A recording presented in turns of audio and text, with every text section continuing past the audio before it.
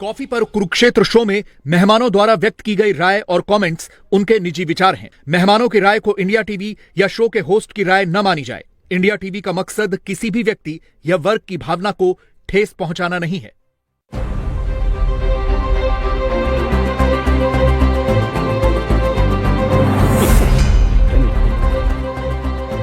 बहुत स्वागत है। आप देख रहे हैं आपका प्रोग्राम कॉफी पर कुरुक्षेत्र। मैं हूं सौरभ शर्मा आपके साथ। बस अब तो गिनती के बचे 6 घंटे। आपने तैयारी नए साल की कर ली होगी, तो आपको पहले एडवांस में हैप्पी न्यू ईयर, नए साल की बहुत बहुत शुभकामनाएं। आपका नया साल बहुत मजेदार और बहुत बहुत आपके लिए कामयाबी लेकर के आए। और इस नोट पर आइए शुरुआत करते हैं आज के प्रोग्राम की। प्रदीप सिंह जी हमारे साथ हैं। सर बहुत स्वागत आपका रोज की तरीके से। शांतनु गुप्ता जी हमारे साथ हैं। शांतनु जी बहुत स्वागत आपकी। और आज की हमारी स्पेशल मेहमान है सीनियर जर्नलिस्ट ऋचा अनुरुद्ध जी। ऋचा जी बहुत स्वागत है आपका। Thank you. कर लीजिए। नहीं सच में बहुत स्वागत है आपका। ये देखिए एक महिला को यहाँ पर तंग किया जा रहा है, मैं इस पे घोर आपत्ति व्यक्त करती हूँ। मैं बता दूंगा अभी थोड़ी देर में। बात अपने हाथ में कुछ छुपता है नहीं, अभी आपको पता चल जाएगी कि क्यों हो रहा है। सर ऐसा था, हमने आज न्यू ईयर पे क्या करें, कोई खास खबरें तो रोज ही डिस्कस हो जाती हैं। आज ये बड़े बड़े नेताओं के लिए कैसा रहा ये साल, ये हमने कर लिया दिन में। आज कैसा होगा अगला साल, ये बात करनी है। फिर उसमें भी कहा कि अब इसमें भी क्या नया करें। तो भाई मोदी जी, राहुल गांधी जी, इनके बारे में तो रोज ही कुछ ना कुछ डिस्कशन हो जाता है। तो आज थोड़ा ऐसे नेताओं की बात करें जो इंपॉर्टेंट हैं और अपने आप में कैरेक्टर है, मतलब पर्सनैलिटीज भी इंटरेस्टिंग है, केवल उनका पॉलिटिकल वजूद ही नहीं। तो उसमें एक लिस्ट बनाई सर। तो पंचों की राय में सबसे ऊपर नाम आया नीतीश कुमार जी का। मुझे नहीं पता क्यों, मगर नाम सबसे ऊपर नीतीश कुमार जी का। सबसे पहले उनको रिटायर करना लेकिन वो खबरों में बहुत है सर। देखिए खबरों में क्यों है वो, अब सब लोग चर्चा ये चल रही, अब उनके बारे में आम चर्चा ये होती है कि नीतीश जी पलटेंगे, क्या है ये चर्चा। लेकिन इस बार चर्चा ये भी है कि बीजेपी ना जैसे कोनी मार मार के उनको साइड करना चाहते हैं कि मतलब हट जाओ यार, तुम खुद ही चले जाओ यार, उधर नहीं चले जाओ लेकिन चले जाओ, खत्म करो, हो गया, आप बहुत रह लिए। क्यों? अब वहाँ बिहार के डिप्टी सीएम कह रहे हैं कि जब तक हमारी अपनी सरकार नहीं बनेगी हमको शांति नहीं मिलेगी। फिर वीडियो जारी करके सफाई देते हैं। अमित शाह जी से पूछा जाता है, वो कहते हैं मैं अपनी स्ट्रैटेजी क्यों बताऊं। उनसे पूछा गया नेता कौन होगा, मुख्यमंत्री कौन बनेगा बिहार का चुनाव के बाद, मैं क्यों बताऊं आपको। फिर बीजेपी के नेताओं ने मांग कर दी इनको भारत रत्न दो। अब कोई भारत रत्न रह के तो मुख्यमंत्री रह नहीं सकता। ये भी स्ट्रैटेजी का हिस्सा है। तो क्या चल रहा है? क्यों नहीं रह सकता? कौन रहा सर? प्रधानमंत्री रह सकते हैं तो मुख्यमंत्री क्यों नहीं रह सकते? लेकिन रहा तो नहीं सर। अरे नेहरू जी को प्रधानमंत्री मुख्यमंत्री सर, मुख्यमंत्री। ओहो, जब प्रधानमंत्री रह सकता है तो मुख्यमंत्री क्यों नहीं? अब वो जब प्रधानमंत्री खुद ही को बना ले भारत रत्न तो अलग बात होती है। नहीं तो क्या चल रहा है सर नीतीश जी के लिए, और ये साल क्या लेकर आने वाला है? ये जो आपने विषय चुना है इसके लिए ज्योतिष जी को बुलाना चाहिए था। कुंडली लेके आते बताते नहीं, मतलब क्या बीजेपी चाह रही है कि ये खुद ही डिक्लेयर कर दें कि अब मैं नहीं मुख्यमंत्री का चेहरा नहीं होऊंगा 2025 में? देखिए बीजेपी के लिए दो राजनीतिक दृष्टि से, चुनावी दृष्टि से दो किले थे जो भेद नहीं पा रही थी। एक पूरब का और दूसरा दक्षिण का। पूरब में पहली बार उसको, उड़ीसा में उसकी सरकार बनी है, पहली बार उसका मुख्यमंत्री बना 77 साल में बीजेपी का। पश्चिम बंगाल और बिहार ऐसे दो राज्य हैं जहां अभी तक उसका मुख्यमंत्री नहीं बना। तो उसको लगता है कि पोटेंशियल इन दो राज्यों में है। इन दो राज्यों में भी बिहार में इसलिए लग रहा है कि नीतीश कुमार अपने पॉलिटिकल करियर के पीक पर कह लें, या फिर कहें कि मतलब अब इसके आगे वो कितने दिन राजनीतिक रूप से सक्रिय रहेंगे किसी को पता नहीं है। और ये उनके स्वास्थ्य को लेकर कहा जा रहा है, उनकी राजनीति को लेकर नहीं। और बीजेपी को मालूम है कि उसे अगर अपना मुख्यमंत्री बनवाना है तो पहली बार तो उससे नीतीश कुमार के साथ मिलकर चुनाव लड़ने पर ही ऐसा संभव है। अब सवाल यह है कि नीतीश कुमार ऐसा चाहते हैं क्या? नीतीश कुमार जगह खाली करने को तैयार हैं क्या? उसके तो कोई आसार दिखाई नहीं दे रहे हैं। भाई इस बार 2020 के चुनाव के बाद बीजेपी नंबर 1 पार्टी हो गई, तो उन्होंने कहा कि भाई अपना बना लीजिए।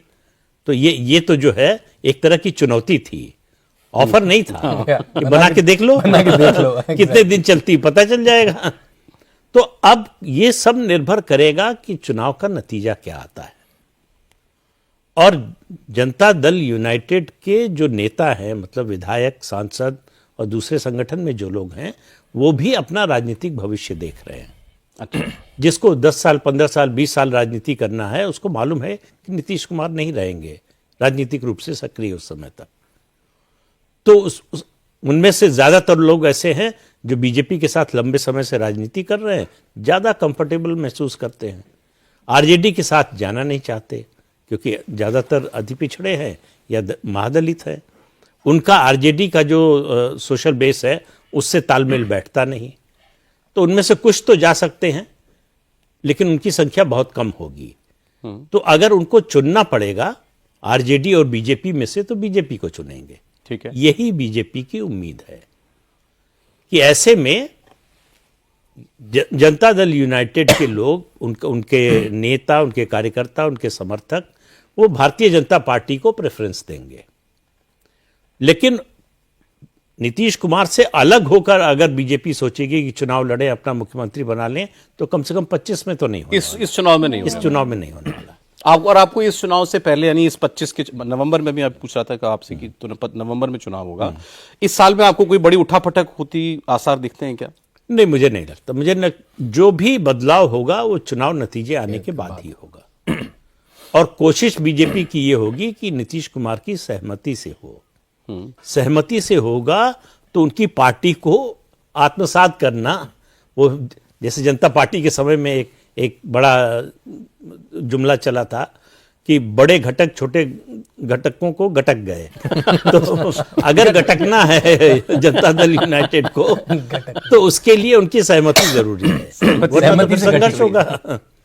अरे वो दिल्ली आए, किसी से मुलाकात नहीं उनकी, बीजेपी के नेताओं से, उसकी बड़ी चर्चा चल रही है कि नड्डा जी से नहीं मिले, मोदी जी से नहीं मिले, या नहीं मिलने का टाइम मिला। ये तो नहीं हो सकता कि टाइम नहीं मिले। अब वो किस लिए आए थे, कोई मेडिकल चेकअप के लिए आए हों या किसी निजी काम से आए? मनमोहन जी के परिवार से ही मिले। हाँ। तो उसके बाद उनके पास कितना समय था, पहले से क्या बातचीत हुई थी कि मिलना चाहते हैं? आप इन कॉन्स्पिरेसी थ्योरीज में भी फिलहाल बिलीव नहीं, मैं अब कम से कम अभी नहीं। जो कुछ होना है चुनाव से पहले, मुझे नहीं लगता कि कुछ भी बीजेपी ऐसा करेगी कि खेल बिगड़े। देखिए, अभी जो परिस्थिति है उसमें साफ नजर आ रहा है कि एनडीए की सरकार 25 में बनेगी। ठीक है, सवाल सिर्फ इतना है, मुख्यमंत्री कौन बनेगा या किसका बनेगा। और ये बिल्कुल तय नहीं रह गया जैसे मान के चला जाता था कि नीतीश जी ही बनेंगे अगर गठबंधन जीता तो। नहीं, तय तो नहीं मान सकते। देखिए, बीजेपी अपने पत्ते नहीं खोल रही। आप 2020 याद कीजिए कि संख्या किसी की भी ज्यादा है, मुख्यमंत्री नीतीश कुमार ही होंगे। ये हर पार्टी, छोटे से लेकर बड़ा नेता बीजेपी का बोलता था। इस बार आपको सुनाई दे रहा कहीं? अभी आप ही ने अमित शाह जी का जो है बयान सुनाया।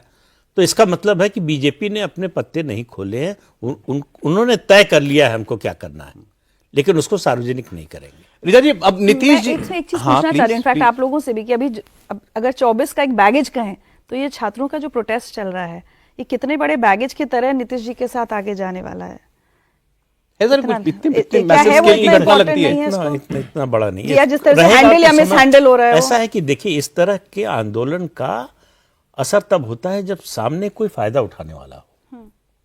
आरजेडी उस हालत में है नहीं। प्रशांत किशोर की पार्टी का अभी कोई वजूद नहीं। उनको तो वैसे भी वो गए थे तो कुछ तो उनको भगा दिया था लोगों ने वहां से। तो इसलिए उसका कोई फायदा मिलेगा या उन आंदोलनकारियों को, छात्रों को लगेगा कि आरजेडी के साथ जाने में फायदा है या उनका समर्थन लेने में फायदा है, ऐसा भी नहीं दिख रहा है। मैं आपसे पूछना चाह रहा था, सॉरी कंप्लीट कर लीजिए सर। नहीं, हम कह रहे हैं कि नाराजगी है और मुझे लगता है कि देर सवेर मना लेंगे, वो मान जाएंगे। लोगों की पॉलिटिकल इमेजिनेशन में नीतीश कुमार अब किस किस्म के नेता रह गए हैं, लीडर रह गए हैं?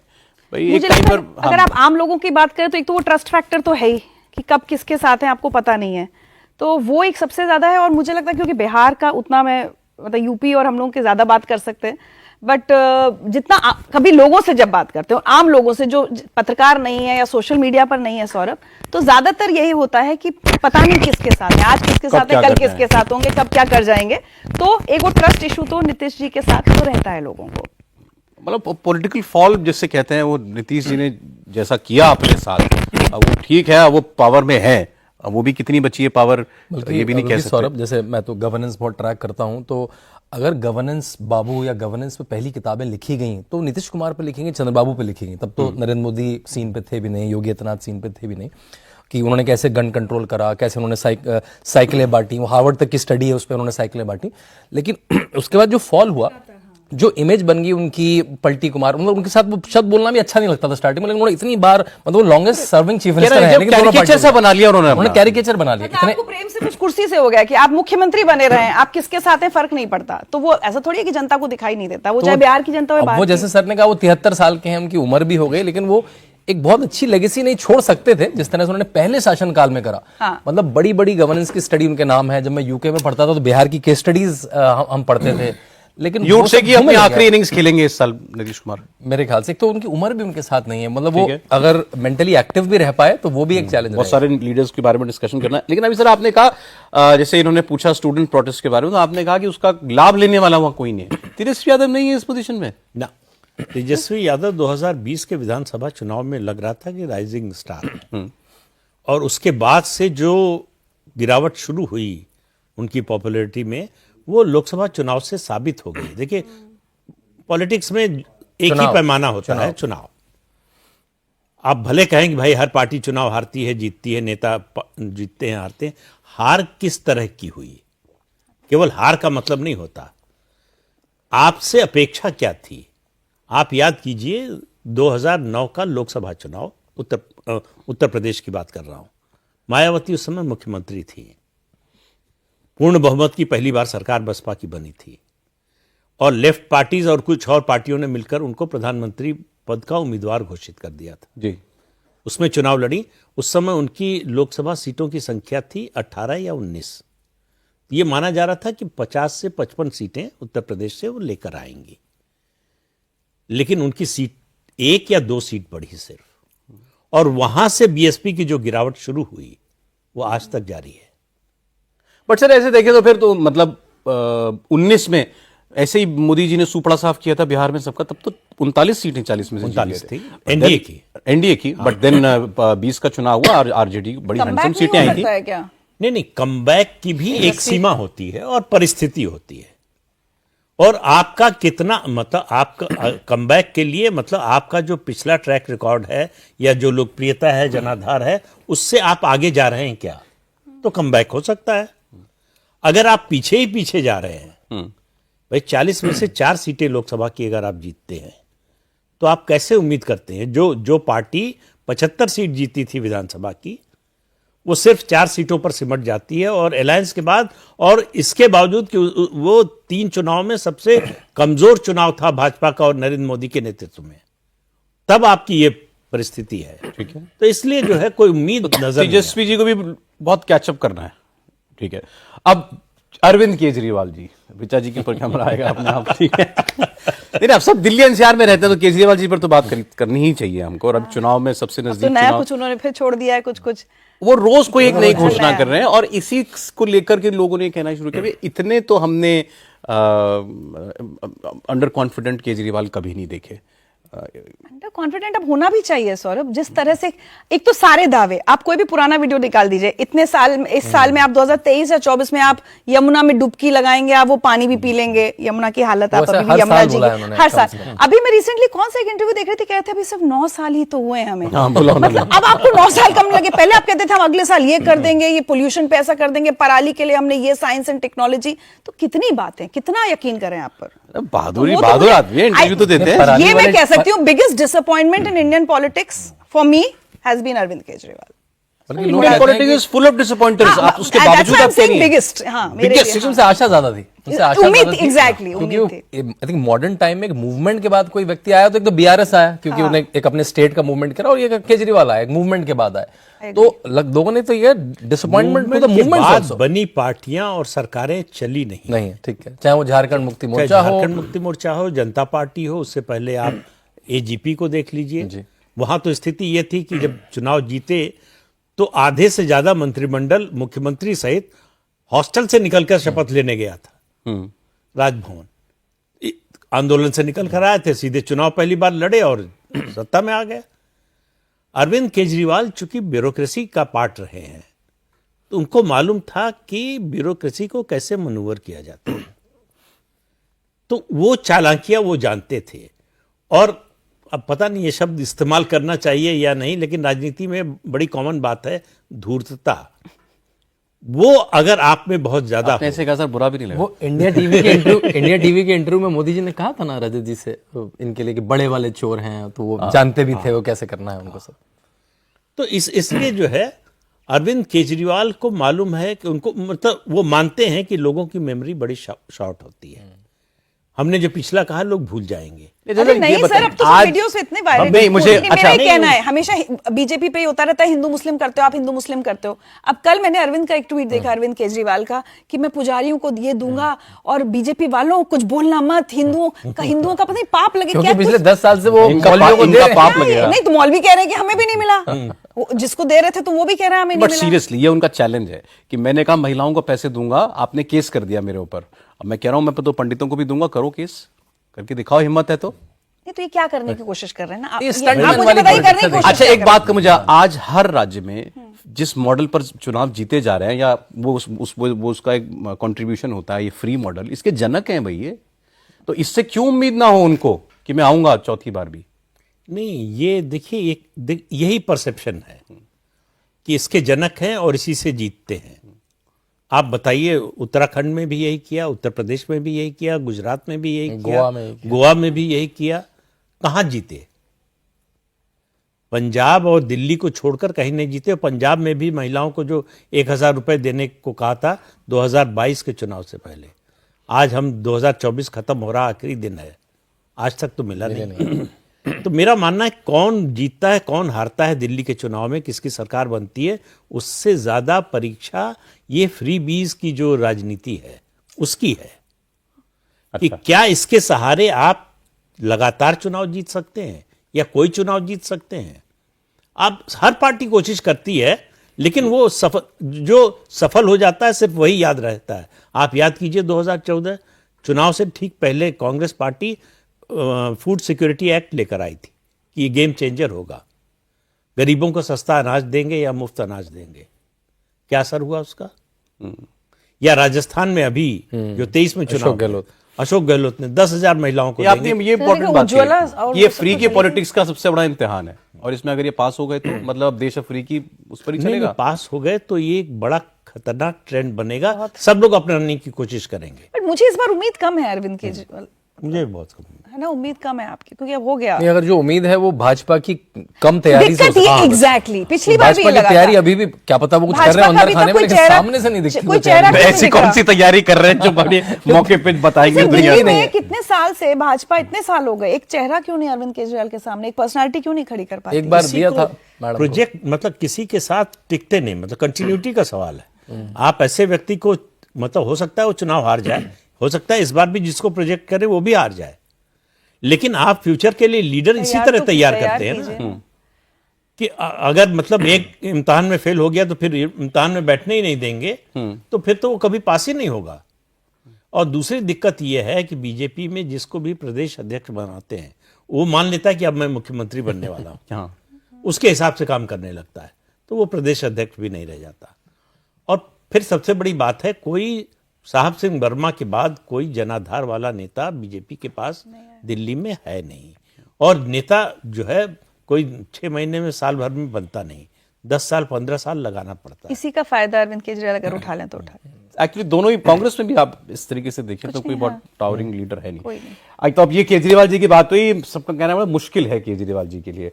अब उत्तर प्रदेश की बात हम रिवर्स ऑर्डर में चलेंगे, पहले अखिलेश यादव की बात करेंगे। सर, अखिलेश यादव जी को 37 सीटें आई इस बार लोकसभा में, कमाल हो गया उनके लिए, तो बल्ले बल्ले सब कुछ था।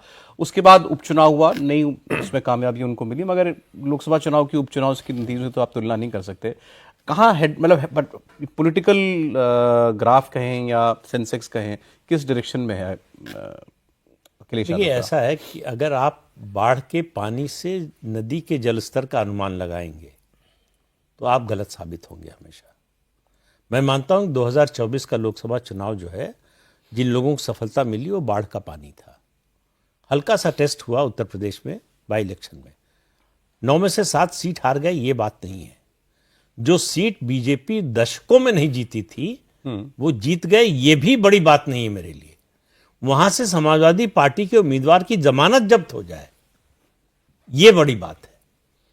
और ऐसी कॉन्स्टिट्यूंसी में जहां 60% से ज्यादा मुस्लिम वोटर हैं। सुंदर की, तो ये एक संकेत है। मैं ये नहीं कह रहा हूं कि ये जो है बट अभी 111 विधायक भी तो जिता करके लाए सर वो पिछले चुनाव में। 2022 में जो जिता कर लाए, उसके बाद से देखिए समाजवादी Okay. पार्टी की स्थिति।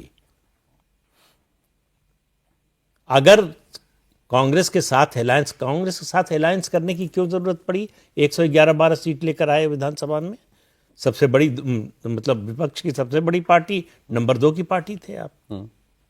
कांग्रेस पार्टी क्या थी? 2 विधायक उसके। तो 2 विधायक वाली पार्टी से 111 विधायक वाली पार्टी के नेता को समझौता क्यों करना पड़ा? कोई तो कारण होगा, कहीं कोई डर था मन में, कोई असुरक्षा की भावना थी। अब कोई चांस नहीं लेना चाहते थे। नहीं, चांस क्या मतलब, कुछ हो तब तो चांस लेने न ले। भाई आपने 17 में किया, एक बार फिर समझ में आता है। 17 में उसका नतीजा क्या निकला आपको मालूम है। फिर 2019 में आपने बसपा से समझौता किया, तब भी आप कमजोर नजर आ रहे थे। लोकसभा में 80 में से सिर्फ 5 सीटें थी, 14 में मिली थी, तो लगा कि 19 में ये समझौता कर लेंगे। तो उस समय तो जितने विश्लेषक थे गेम चेंजर बता रहे थे कि बस बीजेपी का तो सफाया हो गया। हाँ, अगर उसको 10 सीट भी मिल जाए तो बहुत बड़ी बात होगी। और नतीजा सबके सामने है क्या हुआ। तो उसकी वजह क्या? उसकी वजह यह है कि आपका एक वोट बैंक है मुस्लिम यादव का।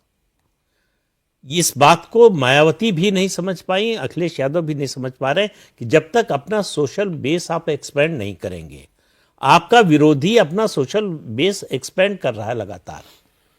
बीजेपी की स्थिति 2014 से पहले की देखिए और आज की देखिए, तब उसका सोशल बेस क्या था? लोकसभा चुनाव में इस साल जो मिला उसको आप बाढ़ का पानी कह रहे हैं। बिल्कुल बाढ़ का पानी, वन ऑफ था बस। लेकिन सर फिर भी मुझे ऐसा लगता है कि अखिलेश यादव, बाकी और बहुत सारे नेताओं की जो बात हो रही है उसमें मुझे ऐसा लगता है comes across as a more potential candidate, जिसको आप हल्के में तो नहीं ले सकते। योगी जी भी मतलब आसानी से ये बताएंगे, उनको करने योगी जी वाली हल्के में लेते हैं या अखिलेश जी को? नहीं, अखिलेश बिल्कुल हल्के में लेते हैं। और ये बात बिल्कुल ठीक है। अभी जितने हैं, चाहे तेजस्वी, केजरीवाल, उनमें एक तो अखिलेश के पास प्लेग्राउंड बहुत बड़ा है। प्लेग्राउंड बड़ा है मतलब 80 सीट की लोकसभा और 400 सीट से ज्यादा की विधानसभा, एमएलसी 100, तो उनका प्लेग्राउंड बहुत बड़ा है।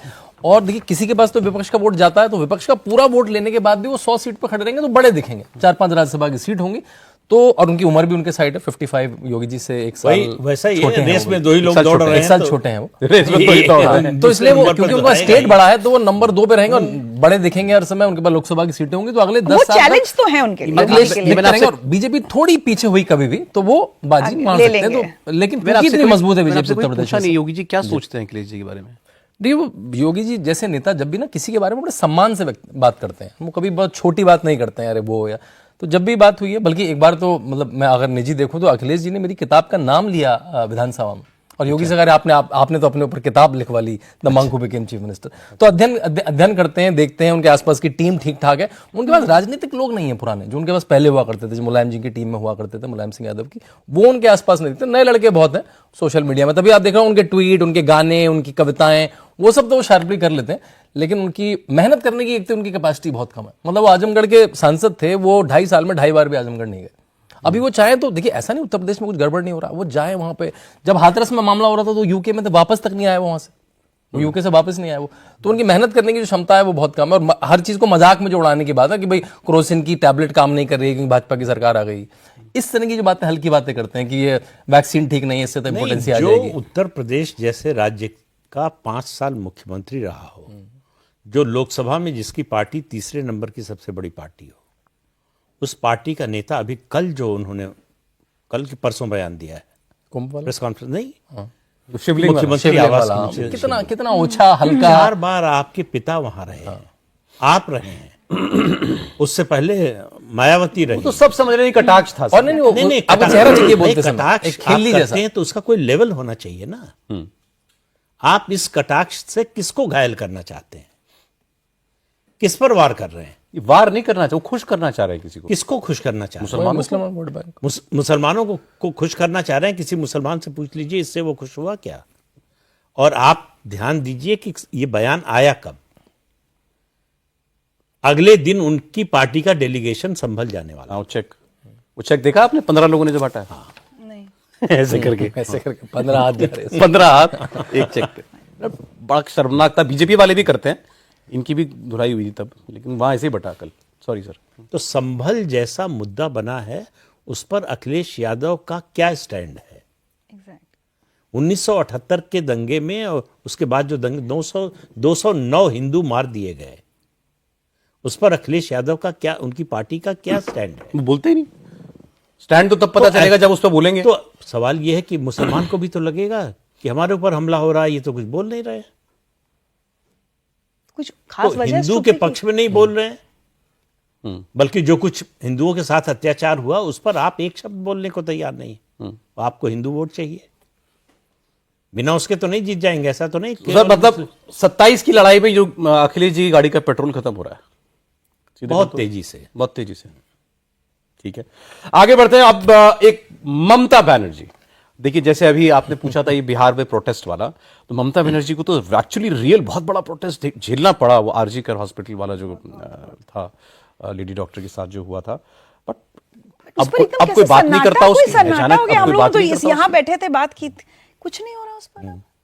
और यूपी से पहले इलेक्शन हुआ 26 में। वही जो आप बिहार की बात कर रही थी ना, छात्रों के आंदोलन की, कोई फायदा उठाने वाला नहीं। बीजेपी में वो ताकत नहीं है, वहां संगठन की लीडरशिप नहीं है, और वो फोकस नहीं है।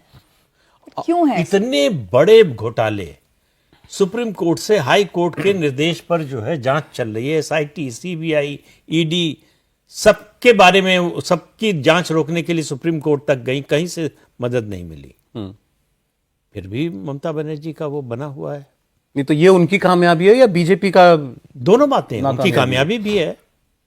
वो जमीन से लड़कर उठी हैं, उनको मालूम है कि कैसे बिगड़ी बात को बनाया जा सकता है। भारतीय जनता पार्टी के पास ऐसी कोई लीडरशिप नहीं है, कोई नेता नहीं है जो ममता बनर्जी के सामने खड़े होकर बराबरी से बोल सके। तो ये कमी तो बीजेपी की हो गई ना। हाँ, बहुत बड़ी कमी बीजेपी की हो गई। नहीं, और ममता जी की तो एम्बिशन जागी भाई, जब उन्होंने कहा कि मैं इंडिया अलायंस की मैं लीडर बनना चाहती हूँ, मुझे बना दो। और वो भी बंगाल में ऐसी स्थिति में जब कांग्रेस और सीपीएम दोनों पार्टियां जो 30 साल वहां राज कर चुकी हैं, वो खत्म हो चुकी हैं, उनका असेंबली में एक भी मेंबर नहीं है। ऐसी हालत में अगर बीजेपी फायदा नहीं उठा पा रही है, उसका राजनीतिक लाभ नहीं उठा पा रही है, तो ये बीजेपी की ज्यादा बड़ी कमजोरी है। और उनका ओपन हिंदू विरोध अभी भी जारी है। मैं एक छोटी सी घटना बताऊंगा। अभी उत्तर प्रदेश के सारे मंत्री हर स्टेट पे जाके इनवाइट कर रहे हैं चीफ मिनिस्टर और गवर्नर को कुंभ में आने के लिए। तो उत्तर प्रदेश के मंत्री एक वेस्ट बंगाल भी गए, लेटर भेजा, गवर्नर मिले, और ममता बनर्जी ने कह दिया भाई लेटर आ गया, ठीक है, मैं आपसे मिलना नहीं। मतलब उत्तर प्रदेश मिली नहीं। उत्तर प्रदेश के एक मंत्री फॉर्मली जाते हैं और कुंभ का फिर फोटो देंगे, फोटो कैसे खिंचाऊंगे? जिस दिन शपथ ग्रहण हो रहा था 2024 में प्रधानमंत्री नरेंद्र मोदी का, वो घर में लाइट ऑफ करके बैठी थी। मतलब लाइट ऑफ करके कर बैठी सकते हैं, डेमोक्रेसी में कोई इस तरह की बात कर सकता है। और ये हियर से नहीं है, उन्होंने ट्विटर पे डाला है। हाँ, उनका एक अपना ही it is a black day for me, light off करके रिपब्लिक ऑफ वेस्ट बंगाल अपना चलाते मैं हैं। वही सोचती हूँ, इतना सारा ड्रामा, एक ये अरविंद केजरीवाल जी का और एक ये ममता जी का है, ये जनता को नहीं समझ में आता। हाँ, ये मुझे भी मैं हमेशा इस बात को लेके बहुत पजल रहती हूँ कि आपके राज्य की जनता समझ में तो आता है, लेकिन जनता ये देखती है कि कोई इनका विकल्प है तो क्या? टीना फैक्टर जो इतने सालों से हम लोग मोदी जी के लिए बोलते रहे ना सौरभ, मुझे लगता है दरअसल इन नेताओं के लिए। बट ये तो ऐसे तो बीजेपी बहुत से चुनाव केवल मोदी जी के नाम पे जीती है स्टेट्स में, जहां कोई लीडर नहीं था। सच बाद में किसी को भी बना दिया उन्होंने।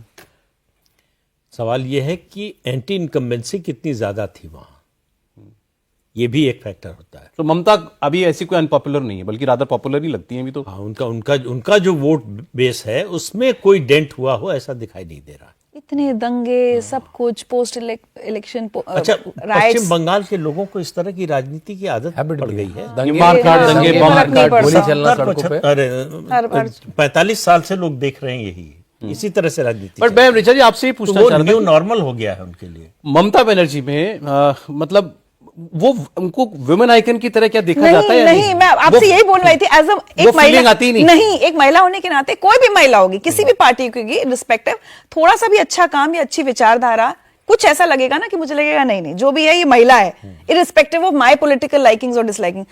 ममता बनर्जी, क्योंकि आज से नहीं, बहुत साल पहले एक रेप केस हुआ था, तब भी उन्होंने उसको कॉन्स्पिरेसी कहा था।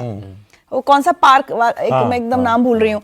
हर समय, एक बार सागरिका घोष, तब हम लोग उस नेटवर्क 18 में काम करते थे, शो के बीच में से एक स्टूडेंट के सवाल पे उठ के चली गई, माइक वाइक ऐसे फेंक के, है ना, और हर एक को तुम तो कम्युनिस्ट हो, तुम ये हो, तो ये कॉन्स्पिरेसी हो रही है, ये बीजेपी मेरे खिलाफ कर रहा है। आज तक किसी चीज की जिम्मेदारी ली है उस महिला ने? मुझे बताइए किसी भी मामले में ये कहा हो कि हाँ ये गलती हुई है, ये ठीक होना चाहिए। जब आप किसी रिस्पॉन्सिबल पद पर होते हो तो रिस्पॉन्सिबिलिटी लेने की भी तो आदत होनी चाहिए।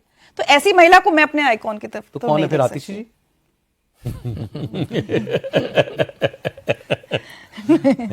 मजाक अच्छा है। अच्छा और आइए बस इसके बाद हम लोग आ जाते हैं ममता जी की बात इंडिया अलायंस तक हुई पहुंच ही गए हम, तो फिर राहुल जी पर तो बात करनी ही चाहिए हमको। राहुल जी कहाँ फाइनली है अभी ये पहले राहुल जी बताइए। कहाँ हैं? ये ये तो सवाल देश में तो आए देश की राजनीति करने। वियतनाम गए थे, ये बीजेपी वालों ने बताया था। मतलब वो इसका वाया खंडन था- नहीं वो आया। वाया था क्योंकि साउथ ईस्ट एशिया में कई देश की फ्लाइटें वियतनाम होते हुए भी जाती हैं, तो वो वियतनाम ही डेस्टिनेशन था या कहीं इसका और? मतलब वियतनाम का खंडन नहीं आया। खंडन नहीं है। किसी कांग्रेसी ने ये नहीं बोला कि वियतनाम नहीं गए। और कहा भी उनकी प्राइवेट विजिट है। आप अच्छा क्यों मुझे एक इतना बात महंगा बताइए, कर बहुत रहे हैं? सिंपल सी बात है। आपके पॉलिटिकल फैमिली में एक ट्रेजेडी हुई है ना, क्या छुट्टी इस बार छोड़ी नहीं जा सकती थी? कोई बहुत इंपॉर्टेंट सिंपल सा सवाल, कोई सिंपल बहुत सा इंपॉर्टेंट सवाल। काम रहा होगा। आप इतना हल्ला कर रहे हो मनमोहन सिंह जी केस के लिए, ये नहीं हुआ वो नहीं हुआ। अरे आप एक छुट्टी छोड़ देते 10 दिन की, 15 जो भी रहे। जैसे आप ममता फैमिली कहते हैं, मानते भी हैं क्या? सवाल इसका है। अरे तो कई बार सर पॉलिटिक्स में तो दिखाने के लिए भी तो किया जाता है। आप नहीं वही मानते, कल चलिए बात हो रही थी, हमने दिखा कहा एक देते। लोक लाज एक चीज होती है। अच्छा, जैसे मैंने ममता जी कंट्री की में मॉर्निंग चल रही है, सारे प्रोग्राम्स सारे कैंसिल झंडे है। कल हमने इसी पे प्रोग्राम किया, लेकिन जैसे हमने आपसे पूछा कि ममता जी क्या विमेन आइकन के तौर पर देखी जाती है, राहुल जी क्या यूथ आइकन के तौर पर देखे जाते हैं? वो टी शर्ट भी पहनते हैं, वो फिट भी बहुत हैं। और मैं इसमें मजाक की बात नहीं है, बहुत सारे यंगस्टर्स जो हैं उनको राहुल गांधी अच्छे लगते हैं। इस किस्म की बातें वो कर मिलते हैं ऐसे लोग कि नहीं राहुल गांधी ठीक बोलते हैं। 20 साल हो गए उनको इलेक्टोरल पॉलिटिक्स में। मुझसे तो उम्र में बड़े तब तक हैं, तो युवा यूथ बने मैं रहेंगे। ये सोच रही हूँ मैं अपने आप को क्या क्या कहना चाहिए। और सोचने की बात यह है कि इतने बड़े यूथ लीडर के होते हुए यूथ मोदी को क्यों वोट दे रहा है? 70, 72, 73, 74, 75 साल के व्यक्ति को क्यों वोट दे रहा है? क्यों उसके पीछे जो है पागल है? और इतनी यात्राएं कर ली उन्होंने, ये जोड़ो, भारत जोड़ो यात्रा, ये सब जोड़ो। हाँ, कुछ जुड़ नहीं रहा है। छूट और अलग रहा वोट है। नहीं जुड़ रहा है, बाकी कुछ जुड़ा नहीं। तो देखिए ऐसा है कि सबसे बड़ी बात इलेक्टोरल पॉलिटिक्स में होती है आपकी साख, आपकी विश्वसनीयता। आप अच्छी अच्छी बातें बोलें ये तो अच्छी बात है, लेकिन उन अच्छी बातों पर लोग भरोसा करने को तैयार हैं क्या? इससे बदलता है। जब 14 में आके मोदी ने बोला तो लोगों को भरोसा हो गया।